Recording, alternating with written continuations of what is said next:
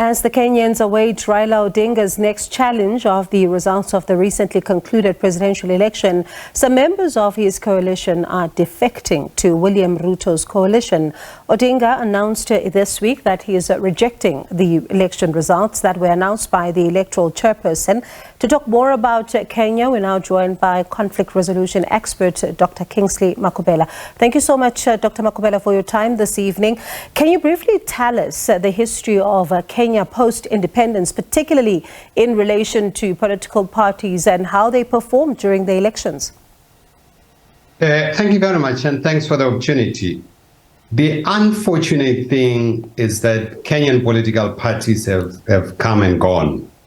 Parties that were there post-independence, like KANU, the DP, Ford Kenya, and so many factions that eventually collapsed.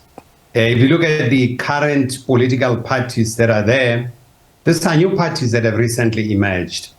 And the unfortunate thing is that the political situation or the political party formation in Kenya, it's formed along tribal basis. If you look at the major tribes that are Kikuyus, that constitutes close to 22% of the population, the Luos that constitute close to 14%. These are major tribes. I think about 4 tribes in Kenya, they constitute 72% of the population. And that's where the biggest challenge is, the tribal configuration and numbers. And when one looks at, Raila Odinga, for example, it's not the first time that he's rejecting the results. What could be the real problem of Kenya's electoral system? There are legitimate issues for concern. There are legitimate issues for concern here. And throughout the election, you would have seen at one stage about 110% of the vote, 10,000 of the votes were erroneously allocated to William Ruto. And now, four out of the 7 commissioners, they've distanced themselves from the results of the elections. Now, you have legitimate issues. You ask yourself what happened. The chairperson went ahead to announce the winner despite the objections and so on. So they needed to have resolved those issues that are involved around it. So that was not done. So you may think and suspect there are legitimate issues that needed to be addressed by the Electoral Commission and the Border Commission. So in light of that then, he's talking about heading to the courts. What are his chances? The chances are very strong this time around. Raila has always challenged the outcome of the elections. But if you have 4 out of 7 commissioners of the Electoral Commission distancing themselves, it tells that there's something much bigger than that. And those who distance themselves, actually, they made it quite clear that there's a prospect of the whole electoral process being reversed by the Supreme Court in Kenya. The Kenyan constitutional arrangements are not like ours, where we have the electoral court. They have to go to the Supreme Court, which is the highest court, to review whatever challenges are there. I would suggest and I would suspect that the commissioners, they have legitimate concerns that they can present before the courts. They wouldn't, under normal circumstances, just because of trivial issues, distance themselves. And if you look at Wafula, who is the chairperson of the commission, and given the really polarized tribal lines during the election, Wafula comes from the Luya, and he comes from the Bugoma area, which is not the Kakamega areas, because they have 2 factions within the Luya, Bugoma and Kakamega.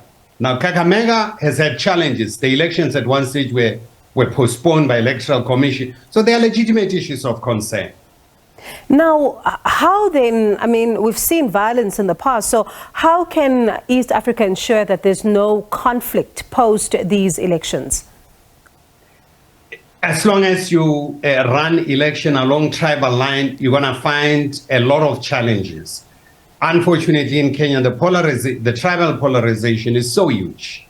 I heard William Ruto saying that his campaign has transcended tribal dynamics.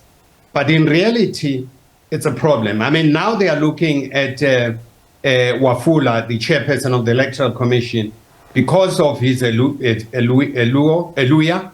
and he comes from Musalia Mudavadi's side, who is on the William Ruto side.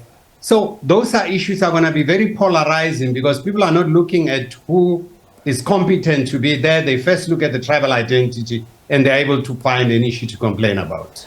So if we can shift gears slightly and go to, Angolans, of course, are heading to the polls next week, but it really looks like there's tensions as a result of some internal wrangling within the ruling party. In your view, looking at the situation currently, what can we expect next week? Well, the elections in Angola are coming on the 24th. The MPLA stands a very good chance to win the elections.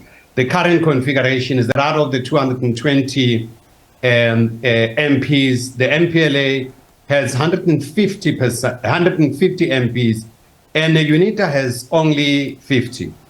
And if you look at the history of the whole area, the areas from the Lunda Norte to Lunda Sul, going down to Moshiko, up to the south, UNITA has no chance in terms of winning elections in those areas. Even in the central areas like Malanje, there may have been challenges to the MPLA, but those are strongholds of the MPLA. I don't see UNITA making an inroads there. UNITA, of course, is very strong in certain areas in the south, in areas like Quito, in areas like Namibi province and so on. But I don't think they will make a huge impact in terms of the challenges. The issues, you find this is an era of disinformation during elections. There have been information peddled that the children of Jose Eduardo Santos are funding the elections of UNITA. That is basically to try to discredit disgruntled members within UNITA.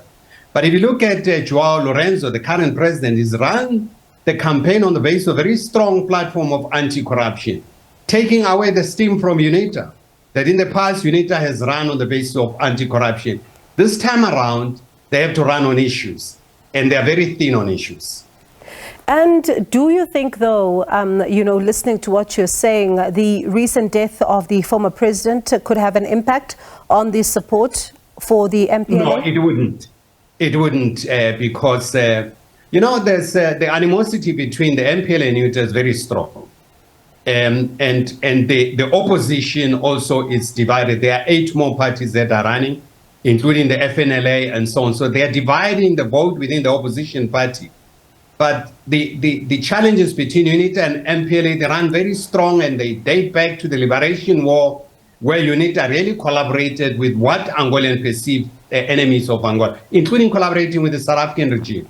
So those are the challenges that UNITA would not get rid of the stigma in the immediate future. Even though they've changed the leadership, I mean, the new leader, he's not from that generation that was in the bush. People like Samakuva, they've taken a back seat and so on, but they are unlikely to make a big impact. So you don't see a strong challenge by the opposition? I don't think there would be a strong challenge. I think they would set some numbers from the MPLA. I mean, the MPLA now has the absolute majority in parliament. They would lose some numbers, but I don't think they will make a big impact. Dr. Kingsley, thank you so much for those interesting insights. Do appreciate them. That was Dr. Kingsley Makhubela, conflict resolution expert.